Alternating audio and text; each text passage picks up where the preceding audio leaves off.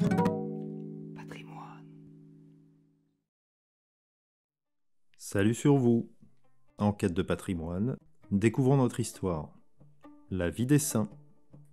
29 mai, nous fêtons la Saint-Maximin.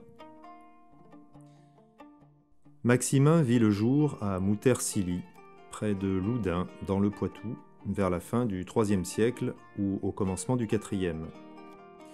Sa famille était une des plus illustres du pays, mais c'était surtout une famille de saints, puisque ses frères, Maxent, évêque de Poitiers, Join, de Marne, Maximin de Chinon et sa sœur Maxima méritèrent comme lui ce glorieux titre. Maximin, après avoir reçu une éducation digne de sa naissance, se rendit à Trèves pour compléter ses études, dans la célèbre école épiscopale de cette grande ville, qui était alors la capitale de toutes les Gaules. Il entra dans les ordres et se distingua par son savoir et sa ferveur. À la mort de l'évêque saint Agricius, il lui succéda, malgré sa résistance, le 13 janvier 332. Au témoignage de saint Jérôme, il s'acquit une haute réputation par les vertus pastorales qu'il déploya dans ces temps de lutte. L'hérésie arienne dominait le monde et était en faveur auprès des Césars. Maximin recueillit le grand saint Athanase, persécuté et exilé, l'entoura de tous les égards, de tous les honneurs dus à sa dignité de patriarche et à sa science de docteur. Il accorda la même hospitalité à saint Paul, évêque de Constantinople, banni par l'empereur Constance. À ce rôle de consolateur des plus illustres affligés, il joignait celui de défenseur de la foi. Il empêcha Constant, empereur d'Occident, de favoriser l'hérésie.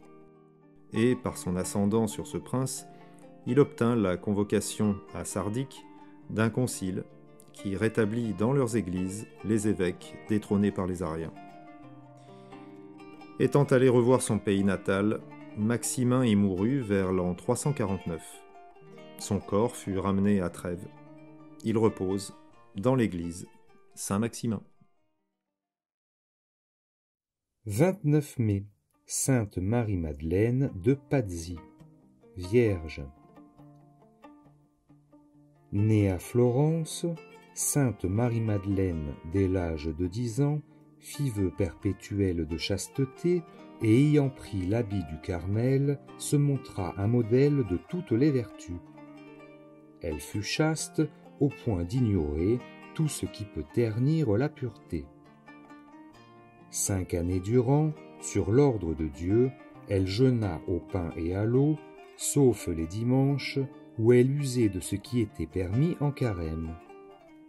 Elle châtiait son corps par le cilice, les flagellations, le froid, les jeûnes, les veilles et toutes sortes de mortifications. Recevant des faveurs insignes de Dieu dans l'oraison, elle eut à soutenir un long combat contre les princes des ténèbres et fut en proie à la sécheresse, à la désolation, abandonnée de tous. Dieu le permettait pour en faire un modèle de patience et de très profonde humilité.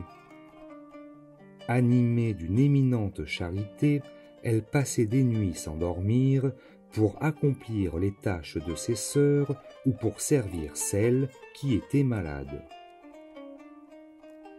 Bien des années avant sa mort, elle avait renoncé, par une héroïque vertu, à tous les délices dont le ciel la comblait jusqu'alors, et son mot de prédilection était « souffrir, non mourir », à l'imitation de son divin maître. Enfin, épuisée par une longue et douloureuse maladie, après une agonie qui la fit ressembler au Seigneur en croix, elle s'en alla rejoindre celui qu'elle cherchait en toutes choses, 1607.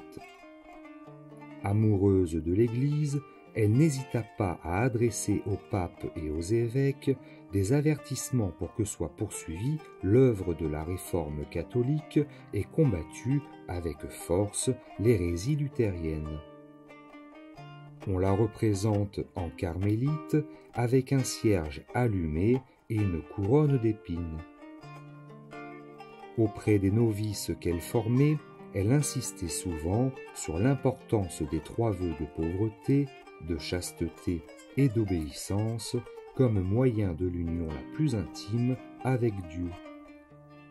C'est là qu'elle avait trouvé le secret de ses propres ascensions spirituelles.